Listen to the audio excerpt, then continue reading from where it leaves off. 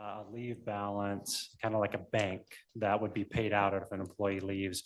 It redeposits it at the end of every fiscal year. Apparently that glitch kept the money and hasn't redeposited into our account. So you're seeing a lot of our personnel expenses still remaining. But so with 97% of the budget, it's because we got a $234,000 essentially refund from the state system. So it's not reflective of our actual expenses, but just shows the total budget. So aside from that, we're looking really healthy across all budget lines here. You can see we're well above where our burn rate should be, or well below, I should say, or where our burn rate should be. We should, at that 67%, there's a couple line items where we are burning a little bit high. First is in photocopy expenses. It's a $250 line item, just additional photocopies that were made in the first quarter of our year. And then in data processing charges, we've just had some internal tech issues that we've had to resolve, and that's required a little more time with DTS coming in and working on our computers for us. So aside from that, we're looking really healthy. We're at our overall budget, we're at 98%, so we should be at 67. So obviously we're spending, we're moving through this budget year with great prudence, spending where necessary, and ensuring that we're upholding our responsibility to be fiscally responsible. Thank you, Don. I think I speak for the board. We appreciate all that you do to keep track of our finances, especially with this kind of detail, and make sure and measure them as we go forward, that we're staying within our budget.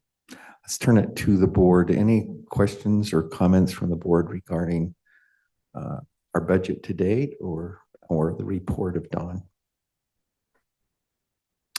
Not seeing any lights indicating a request, and no one online requesting either. So again, Don, thank you for your presentation today, and also thank you for the good work you do. Yes, sir. Thank you.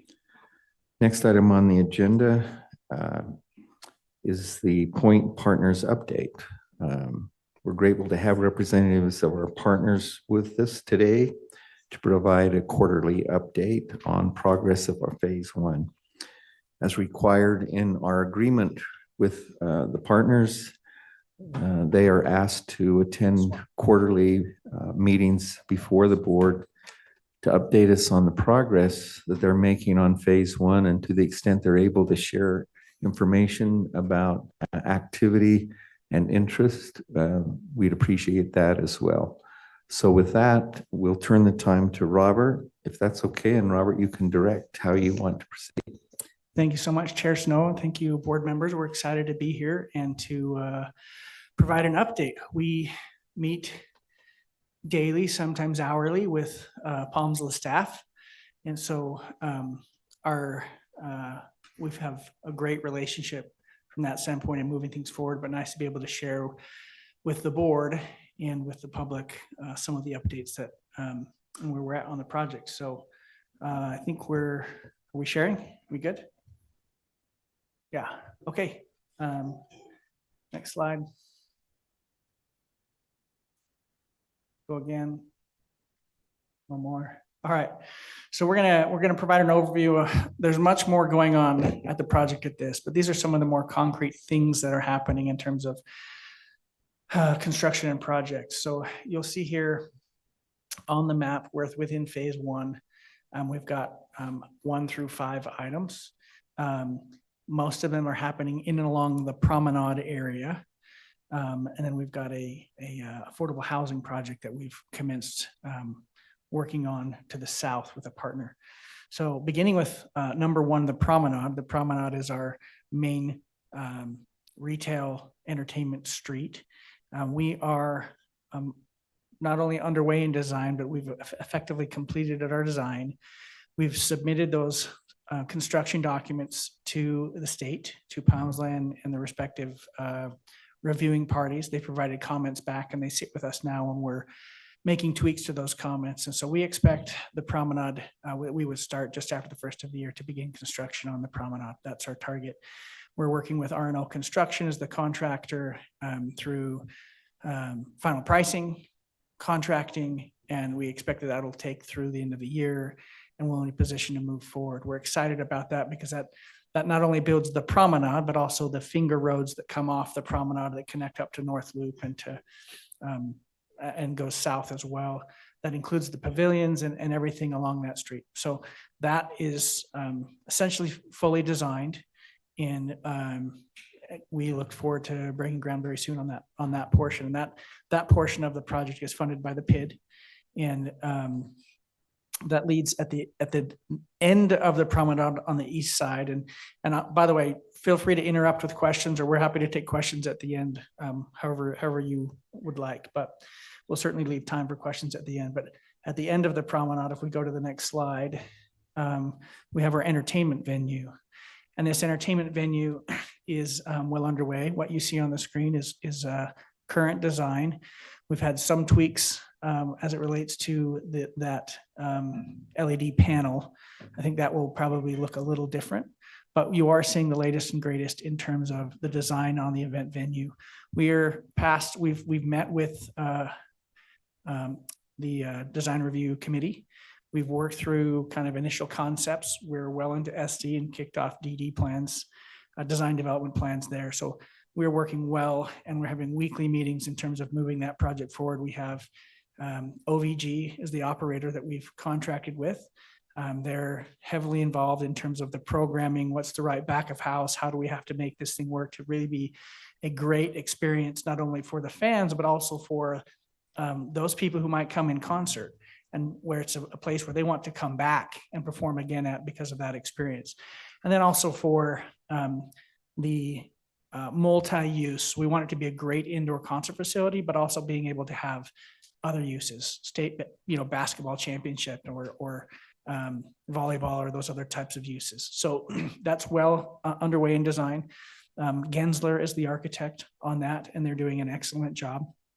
Happens to be the same group who I think is contracted along with FFKR, who's doing Convergence Hall. So they're doing a fantastic job, and that is moving along really without issue. And we're 40% of the way through our design process on that project. Is that a good estimate, Mike? So really feel really good about kind of that product, what it looks like, and that experience. And so that's where we're at the entertainment venue. Oh yeah, and thanks, Zach. Importantly, we've gone out to the market with an RFP to bring on a contractor. We've got a number of qualified respondents who have responded. Those are being evaluated right now. And the idea would be to bring on that contractor, select that contractor through a kind of CMGC type format, and have that contractor be with us side by side along during the design to help, value engineer along the way as we complete our design. And so we expect to make that decision. I think we're 1st of December is our board meeting where that's being presented, if I recall correctly, from the PID board. So December 3rd. So those will be evaluated and recommendation to the board, and I assume one would be selected at that point. So Robert, just a question. Please. Are you talking about a contractor for each of these portions of the phase one we're looking at that would handle all of those? Or are you just talking about the venue center when you specifically with that RFP is just for the event venue? So okay. we do have a contractor lined up. It was R&O Construction for the horizontal work, which is the road promenade. We're bringing one on for the event venue. That's the one we spoke. And then we actually have, and Zach can talk about the next one on the screen, which is our multifamily mixed use parcel. Okay. Yeah, thanks, Robert. So in addition to the public work, the entertainment venue, the promenade, we've also been working really hard at advancing the private development side and our design and business plan there as well. And so what you're looking at right here is right at the kind of 50-yard line of the promenade, right at the heart of the development. This is our first project that we really kicked off design in earnest this last spring. So we're kind of call it, 6 months or so, probably a little bit more into that, making some finalized design decisions and then moving towards our construction documents. So we're well into this project. So this rendering, what you're looking at is, actually what's being designed and advanced. So This is a 363 unit residential multifamily building with 45,000 square feet of ground floor retail. The perspective you see here, this is the Aspen Grove. That ground floor we see as kind of your sit down, maybe not all white cloth, but a high quality dining experience. Additional high street retailers in the center in those pavilions, as well as all along the ground floor of that building. We're really trying to design a project that it meets the opportunity here. So this is a higher scale than what we've seen down in Draper, and at a higher level of quality, as you can see. This project will, rival the top apartment buildings here across the Wasatch Front, in amenity and design, in resident experience. And so been working really hard on that. In addition to that first project, we're designing right across the street from that. Again, a project we kicked off design this summer. Another mixed use project that includes about 30,000 square feet of office, which we're excited to be delivering some form of office in our first phase. That will be speculative office, as in it's not currently pre-leased, but we're working on that, on a daily basis. This will have ground floor retail, similar to the other mixed use project, high street, ground level retail all across the promenade. It will be actually comprised of 3 different buildings. You can see here, we've got the office that I mentioned that was the kind of more professionalized advanced rendering, with ground level retail below that. We've got another kind of 5 levels of residential multifamily on top of ground level retail, and then a build to suit, kind of larger retail piece with ground level dining. And this will be 2-level retail with an outdoor or rooftop terrace. We're in negotiations with an anchor tenant for that spot right now, and working on that deal.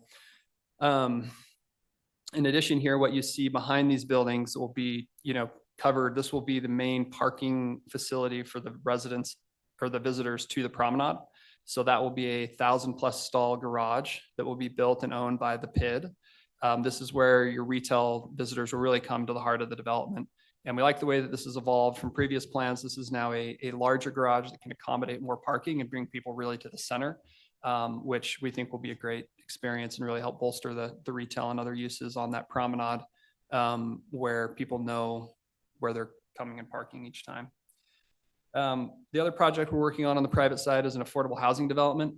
We kicked this one off this summer as well. We were partnered with a group, Alta Bay Capital. We're working on design. This will be a 2-phase, 400-unit affordable housing project that will be targeted for residents at an average of 60% AMI. We are just had our first meeting with the Palmsland staff to present concepts, and working to submit an application this spring for federal tax credits to finance the affordable housing development. And each of these 3 projects, as well as a couple others that we can talk to as well, we're targeting a construction start date kind of mid to late next year. So we're excited about this. We're excited to be bringing affordable housing as part of that first phase, and something that we see in the market that's needed and that will be needed to support. We're bringing a lot of commercialized development in here as well, and that will support local employees of the area as well as the development. An update on leasing, I mentioned on the retail side, we've been focusing on finding those activating anchors that make this a place that attract the users, attract the residents that want to be here. We currently have 18 LOIs that are in some level of negotiation. 6 of those are kind of soft goods, retailers, additional F&B dining, which we see a big gap in that market for a higher end dining experience that currently is a little bifurcated down in that part of the valley.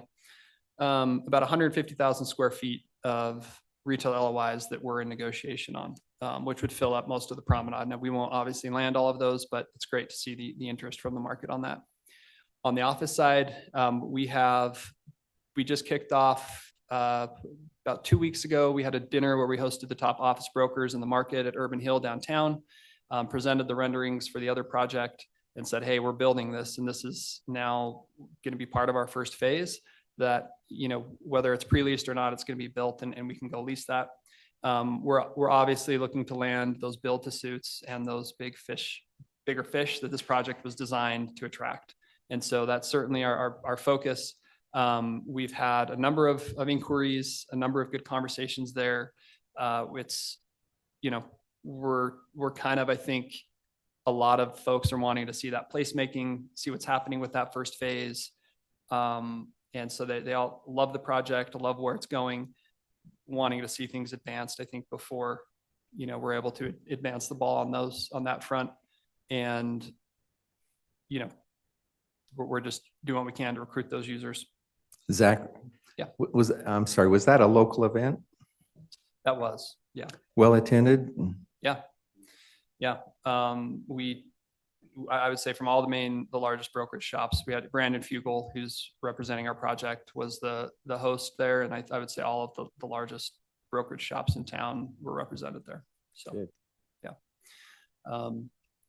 The other thing we're excited about, we are working on, I'm going to go back up on the slides here on the promenade. This parcel right here, if you can see my cursor, probably hard to see, right next to the number 1, just in the bottom right, kind of kitty core from where that number 1 is. We are actively negotiating with 2 hotel operators to partner on delivering a hotel as part of our first phase, which we think will be a great support for the project, great support for Convergence Hall. And that will also deliver ground level retail. So about a 150 to 200 key hotel, 25,000 square feet of ground level retail to activate the promenade. And so we're excited about that. So Zachary, I'm sorry. Zach, would you go back to that slide again, the overview? Yes. Before we move on, for my benefit, and I think for the boards, of those 5 areas that you've designated and talked about, how many of those do you see starting to come out of the ground next year? Which one? Number 1, the Promenade Road itself. Number 3, the multifamily development. Number 4 would be late next year, but next year. And number 2, the event venue. So I don't think the hotel, maybe there's a chance the hotel, probably not the hotel, but shortly thereafter the hotel. That one hasn't commenced design yet. We're still working on the partner. Sure. Once we get the partner, we'd kick off design. So there's a chance it could be late next year, but essentially everything that's shown on the screen is a construction project for next year. That's exciting. Thank you. Yes. And Mayor Ramsey has a question. Let me get your mic on. There you go. Hi, thank you. Hey, there's probably time for questions later, but since you just mentioned Please. this, I just thought I would ask really quickly.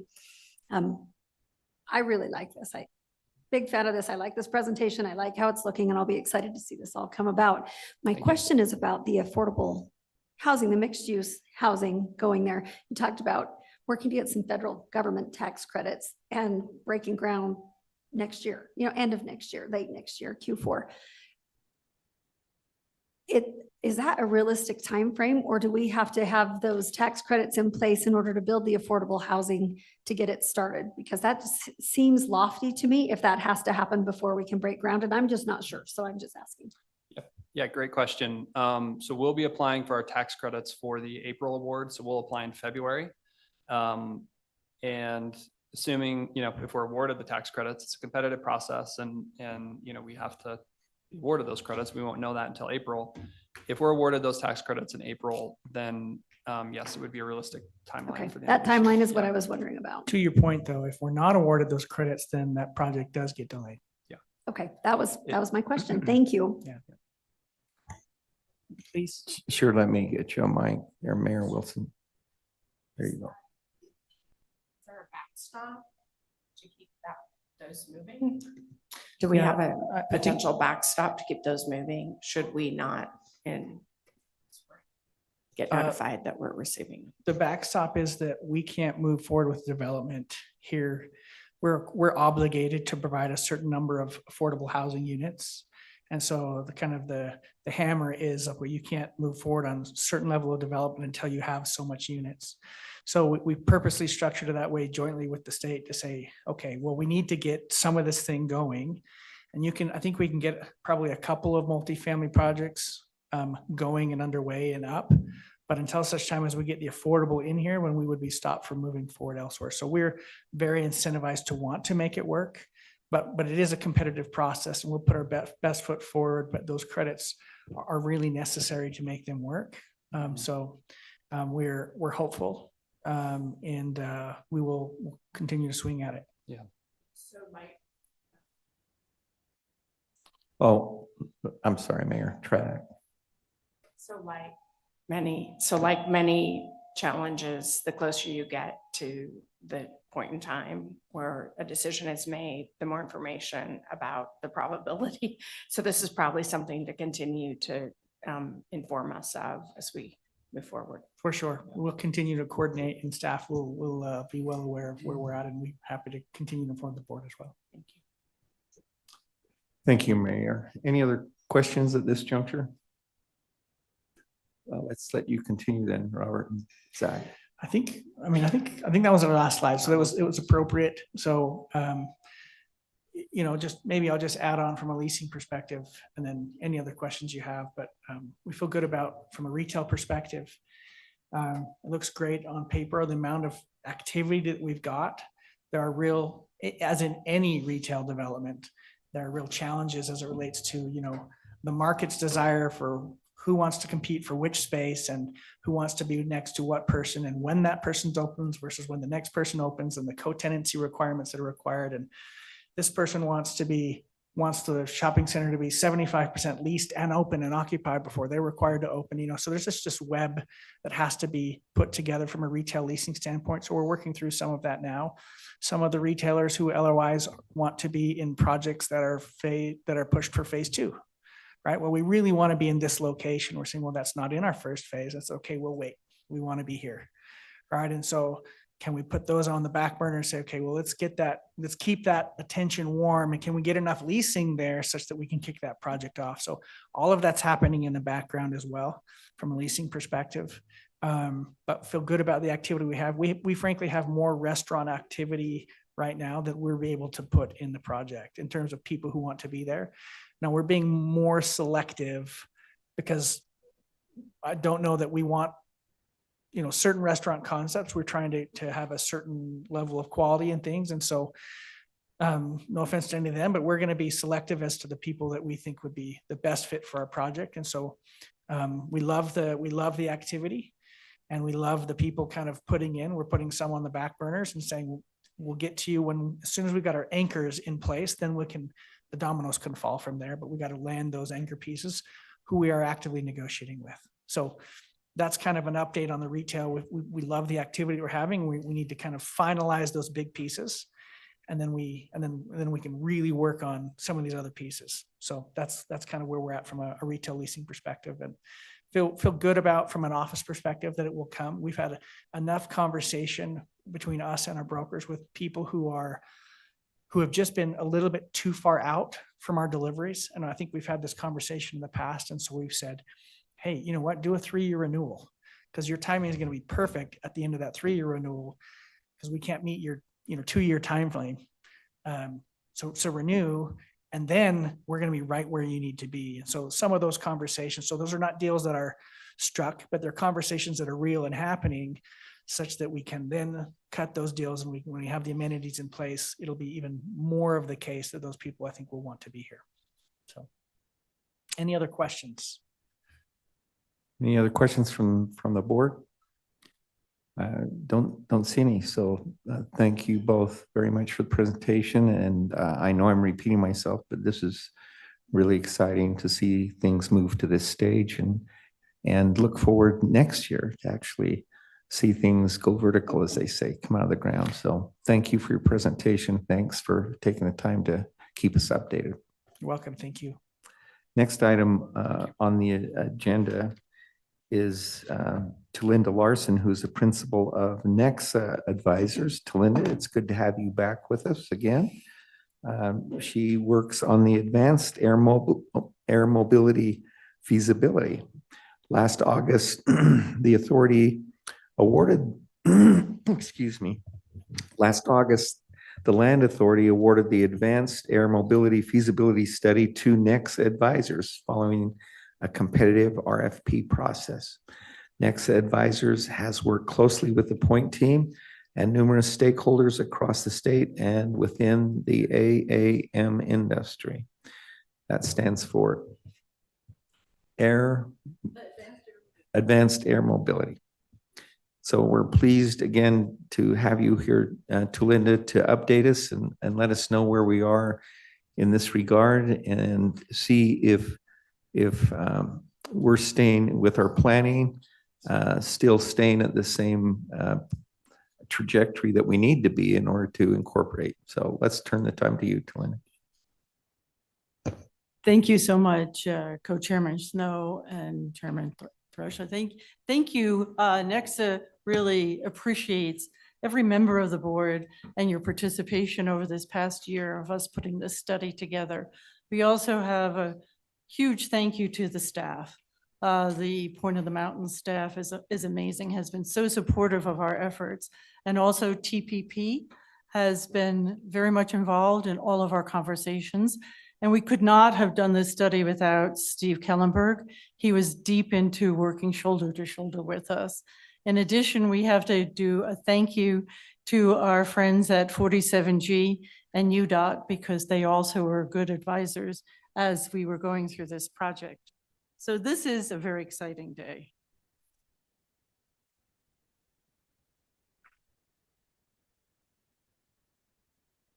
Yeah, I don't think the music will come through, but this is an animation, that parking garage they were talking about. This is where we're looking at building the vertiport. We see it as a single takeoff and landing pad, and then two positioning pads as passengers get on board and off. And then you see the little passenger terminal there in the corner. These aircraft don't self-move. So we'll have tugs that'll move the aircraft from the takeoff and landing pad and move them over to the holding pattern here. This gives you a kind of a visual, gives you a sense. It certainly is exciting to see advanced air mobility coming to the point. So the number one question that we have received from the whole team here is this real? Yes, it's real. We have, back in March of last year, Governor Cox unveiled Project Alta with 47G. And then we had the memorandum of understanding between the Utah Governor's Office, UDOT, 47G, with the Beta Technology Company to bring their aircraft here to Utah. In February, UDOT released the statewide study showing the benefits and the feasibility for an advanced air mobility network throughout the state. And then finally in March, Beta brought their aircraft here to our state and toured with 6 Utah airports. So this is real, this is happening. Our key findings after we did a rigorous safety, technical, operational evaluation is it's not only feasible to have a vertiport at the point, it is also well supported by the data and economic.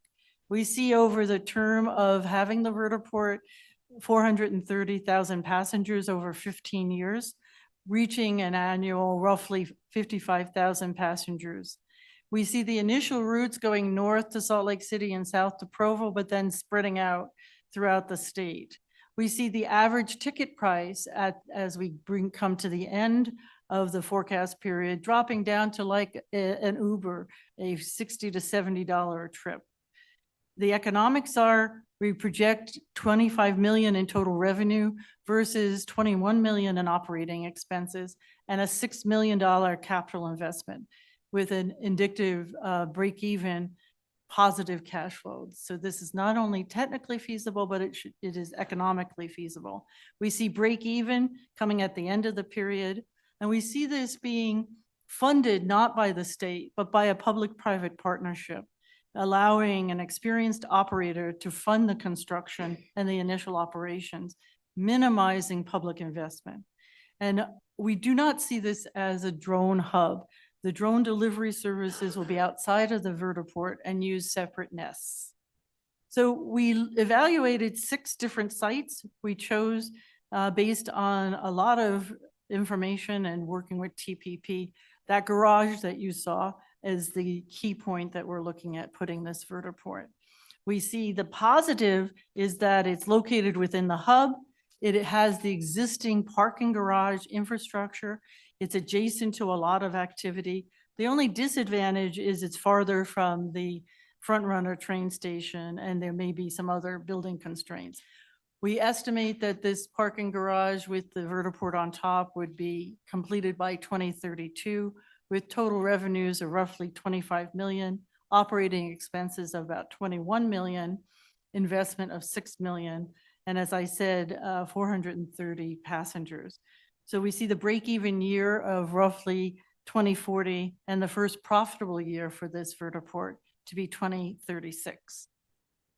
So what's it going to look like? So that, again, looking at that parking garage, we would add a deck. It would be an additional floor to the parking garage that would be dedicated to the vertiport. Again, the layout is having a takeoff and landing pad, and then 2 parking pads with the passenger terminal, separate elevator going out the side to have access to the top. And then we also saw, as you saw in the video, a ramp that will bring vehicles and other service items up to the vertiport. We're assuming that we would have about a 15 to 20 minute turn time on the aircraft. And so passengers would be hanging out at the terminal at that amount of time. So looking at the financial assumptions, we start with the assumption that the state or the developer grants access and air rights to the garage owner as an agreement party. And then that's going to ensure that you have an operator who has professional operations and would have rent. They would have to pay rent for exclusive use of the rooftop, plus any operation and maintenance for public areas. So this is very much what we have right now at our airports, particularly at Salt Lake City Airport, where we have airport concessions under the PPP framework.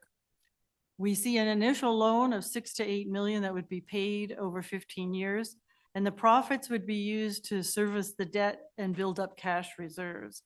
The long-term growth would enable both the debt repayment and the capital accumulation. Once again, going back to that public-private partnership, that's essential for the development of this vertiport, where we have the private partner funding the construction and early operations, and then we are able to scale it to be self-sustaining vertiport so that we have it ready for the 2034 Olympics. And that's my presentation. Any questions? Thanks very much to Linda. Let's turn it to the board for questions. Senator? Thank you. Years ago, I had some investment in a business opportunity I worked on down in that area. But there's a wind factor down there that's a little different than it is in the rest of the valley. I guess you've taken that all into account and Yes, we definitely have it in the report that I handed out to you. You see our detailed analysis of the airspace and the weather conditions for the port. thank you. Thanks, Senator. Other comments or questions? Mayor? Yeah, I'm a little Mayor bit Wilson. curious. I look at I've got a couple of questions, maybe a comment. I look at the photo of the rooftop landing port. Is this similar to like a helicopter landing port you might see at the University of Utah? Doesn't look like a lot of capital investment. Is that correct? Yeah, that's correct. In our estimate of 6 to 8 million, it includes adding that additional additional platform on top of the garage, in addition to the passenger terminal. And also the difference between a heliport is that these vertiports have charge stations to charge the aircraft. Okay, I've got a couple more questions and I think a comment and then I'll ask a couple, but I think when we lean into new technology, there's always risk and reward. And this is one of those cases. And I think I may have been a little bit of a skunk at the picnic for our interview several months ago. And I was sharing with Mayor Ramsey, I kind of feel like I'm my grandmother right now, which is alarming as someone who really likes to lean into, where we can change and grow and evolve, especially as governments. I think well, I've got a question. What are the regulatory barriers today? Or are they already addressed both at the federal level and the state level? Okay, again, in the report, it's detailed, but the FAA regulates air travel, they say, from the ground up, from the first blade of grass up. So there is FAA regulation that is moving forward to certify vertiports as different than heliports.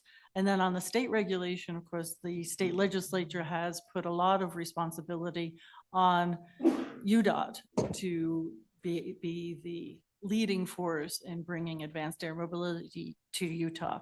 Their initial plan is to have vertiports at the airports and not to have the UDOT develop vertiports at like the Point or Ogden or anywhere else. They're going to focus first on which is why we said probability is the best routes are first to Salt Lake City Airport and then to Provo and then to span out. So those are the two regulatory. Then on the local level, you have to deal with the noise and getting the community involved. But the beauty of having a vertiport at the Point is we're starting at literally ground zero where we can build the consensus. And so will every locality need to provide approval for their airspace? No, the airspace is the FAA. Okay, so it's the destination, it's the takeoff and landing Correct. points. Okay, so I guess my questions are probably directed better at UDOT, and I would love to get more information from their team on this. I feel like there's a range of services that can be provided. Some of them provide customer convenience, which is valid. I think emergency services, this isn't it. I mean, if I had my say, I would say that's a great place to start because, you know, if any of our loved ones can be moved more efficiently and quickly compared to a helicopter landing by AirMed and other partners, then great. That is to me like the highest value. And then the lowest value is, hey, I just ordered the lipstick shade that I want on Amazon and I need it here in a half hour. I think if you look at those two extremes, we're going to end up, it's clear, with more complicated airwaves. I have skepticism on that point because of what we're seeing with air traffic control right now in the US, how over time we didn't invest for whatever reason to make things as clean as they need to be, to the point where I'm being careful when I fly into the New York area and which airport to land in. We all are watching maintenance issues right now. We're not at the best point in our trajectory and years of services with the airlines right now. So I fear this more than I welcome this. And I would want us to have caution on the legislative side, the local approval side, certainly UDOT, if they're in, and I appreciate everything you've done. You've done a phenomenal job. I can see that. So none of this is directed at you and your services. I just, I'm probably someone who isn't going to worry too much personally about privacy, but I know a lot of people live, die, and breathe over the concept of invasion of privacy. Me less than some. So I just think all these things buzzing around, we should be very, very, very careful. And I know we're a state leaning into innovation. And I know that we're a state of, you know, really valuing how investment pays off within our economy. And I join and pride our state and our success in my county around those concepts.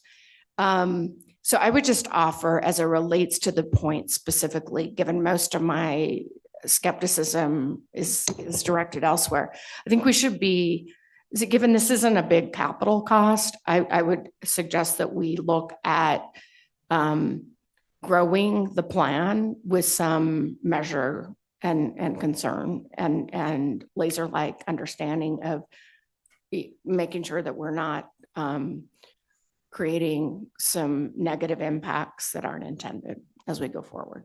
So thank you, Mr. Chair, and thank you. Thank you, Mayor, for your comments and also for your questions. I'd like Let's go to Jefferson. I think you have your light on for. Yeah, comment, just a little question. bit of comment on that. I actually appreciate the comments. I have been part of some of these conversations with Chris Metz and FAA, and it's been good. We were out in DC a couple months ago, I think, and talking about how Utah does want to lean in. We want to be the most innovative state. At the same time, we did talk a lot about the safety concerns. I think right now what they're looking at is looking for states that are willing to be pilot programs. Right now, there's an opportunity where they're looking at 5 states potentially to be able to be kind of leading out on that. Again, looking through the lens of how to ensure the protection of our citizens. So I do think we're fortunate with having some strong, with Chris in our state, having deep ties to FAA and understanding their side of that.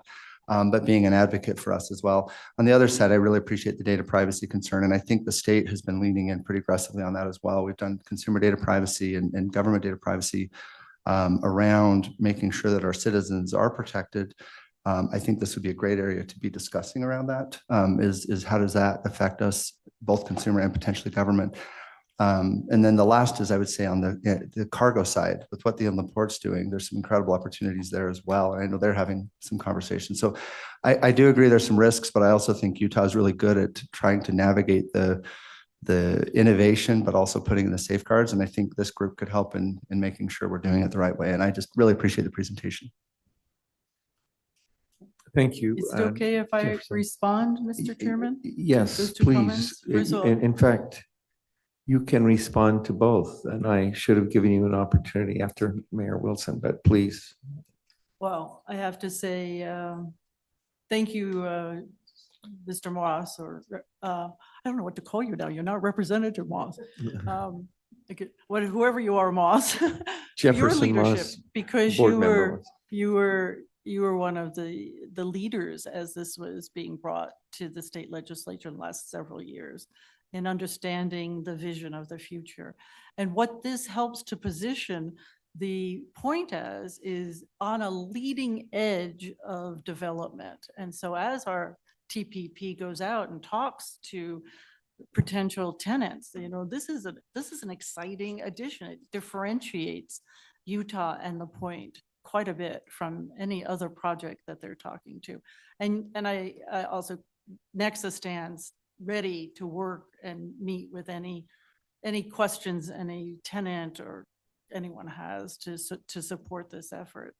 And then the other point, yes, we're going through a very difficult time right now with our federal government shutdown, et cetera, but the Trump administration has made a priority to have advanced air mobility be a key part of transportation in the United States. And to be able to, as was pointed out, this pilot program, and Utah is submitting, UDOT is leading an effort. It's called the electric IPP. It's this 5 pilot programs throughout the United States, and our proposal is due like December 14th. And it's an incredible proposal that's been put together with 5 states. It's a regional plan. I think we have a strong opportunity. Nexa is also supporting that by providing the data that's required for that to be part of that pilot program. So while we're right now in a temporary issue with our air traffic control and federal government, the long-term vision of this administration is to have advanced air mobility throughout the United States. Thank you, Talina, for that response. Just let me follow up with this question to Representative Moss and Mayor Wilson. In your opinion, while we talk about Utah being on the cutting edge, what's your opinion with respect to, are we too far ahead? Are we getting too far ahead of the background work on regulatory issues and safety issues, or are there competent and credible groups working on those issues, both government and private? Do you understand my question?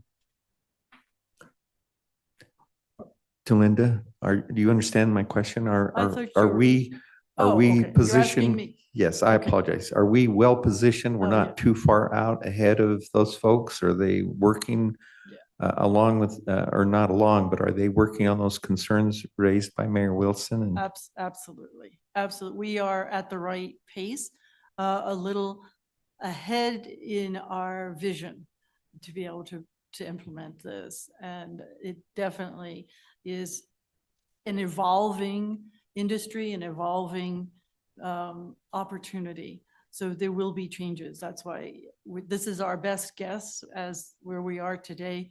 But all the movement forward is expected to, of course, include the concerns that were addressed by the mayor, and to make sure that this new mode of transportation is something that meets a wide range of needs, technical, economic, and community.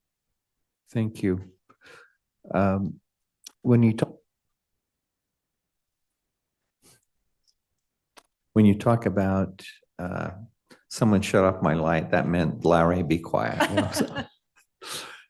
When you talk about this potentially this capital investment and this enterprise being private and public partnership and overseen by the state or a state agency, have you thought about, or has there been discussion about which agency might be involved? Are we talking UDOT or UTA, or have you got any Well, I thought to think that? we're talking about the point. The ownership of the point. Okay. And, yeah, that's where it starts. All And right. then, of course, the partnership includes UDOT and includes as part of this project, we interviewed 3 or 4 different vertiport developers. So you would bring in a vertiport developer. That's an area we need to work with the UDOT, because it's unlikely you'll get a vertiport developer to come in and just do one Sure. vertiport. So, we have had these discussions with UDOT. So, yes. All right. Well, thank you very much, Linda, for the update and for all of your work you do to coordinate with what the point and our partners are doing at the point. So thank you, Thank you very much. We appreciate the opportunity. of course. Next item on the agenda is to consider, and actually, I believe we'll move into executive session pursuant to Utah Code 524205 Pren 1, Pren A, and Pren D. We will be discussing project proposals and or personnel issues. So with that, the chair would entertain a motion to move in executive session, and we will move into room 450. Do I have a motion? So moved by Representative Tusher. Do I have a second? Second, Mayor Walker. All in favor of that motion that we move into executive session, say aye. Aye. Any opposed, say nay. Motion carries unanimously. So with that, we will leave public session and move into closed session. Thank you.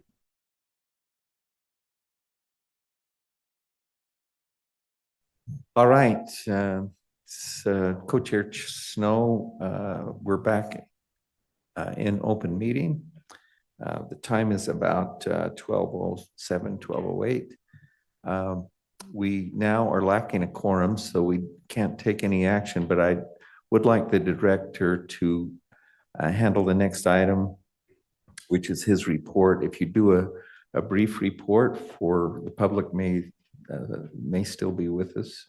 Would you mind proceeding? Absolutely. I'll keep this to like 1 minute. I just wanted to update the board and the public on the infrastructure project. Currently, we have 2 remaining bid packages to go out. One is for the bridge crossing over River to Range, and the other one is River to Range itself. To date, we have committed $133 million. We've spent $45 million. And we still haven't pulled down the 3rd tranche of the $90 million. Good news is that we did find we made $14.8 million in interest off of that loan. So I have moved forward with the second outfall pipe to get rid of the lake, as Troy tells me every time he sees me. That's all. All right. As I mentioned, we have lost a quorum, and so we can't take any action. Even though we don't have a quorum, Chair would entertain a motion to adjourn. So moved by Mayor Ramsey and seconded by Mayor Walker. All in favor of that motion, please say aye. Aye. We stand adjourned. Thank you all.